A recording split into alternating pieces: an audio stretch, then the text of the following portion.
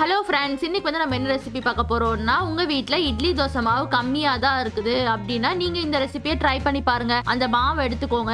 அது கூட கொஞ்சமா துருவின கேரட், ஒரு அரை கேப்சிகம் எடுத்துக்க, குடமிளகா இருக்குல்ல, அது வந்து பொடி பொடியா கட் பண்ணி சேர்த்துக்கோங்க. அதுக்கப்புறமா இஞ்சி, பச்சை மிளகா, கொத்தமல்லி, கருவேப்பிலை எல்லாத்தையும் பொடியா கட் பண்ணி வச்சுக்கிறேன். இப்போ நம்ம அதையும் சேர்த்திடலாம். சேர்த்துனதுக்கு அப்புறமா பாத்தீங்கன்னா கொஞ்சம் வந்து நம்ம தாளிச்சு எடுத்துக்கலாம். அதுக்கு ஒரு தாளிப்பு கரண்டி வச்சுக்கோங்க. இப்போ அதுல ஒரு ஸ்பூன் எண்ணெய் சேர்த்திக்கோங்க.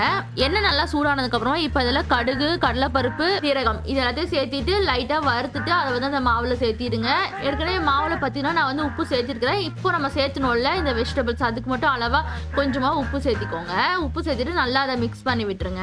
அடுத்தது ஒரு பணியார கல் எடுத்துக்கோங்க. அதுல ஃபர்ஸ்ட் நல்லா வந்து எண்ணெய் சேர்த்திக்கோங்க பணியார கல்ல. அதுக்கப்புறமா நம்ம ரெடி பண்ணி வச்சுக்கிறோம்ல மாவு, அதை வந்து அதுல சேர்த்திக்கோங்க. ஒரு அடசல் வந்து ஒருத்தர் சாப்பிட்டாலே கரெக்டா இருக்கும். அது இல்லாம இதுக்கு வந்து நம்ம சட்னி, சாம்பார் அதெல்லாம் எதுவுமே தேவையில்லை. ஈஸியா நம்ம செஞ்சிடலாம். நீங்களும் இதை வீட்டுல ட்ரை பண்ணி பாருங்க.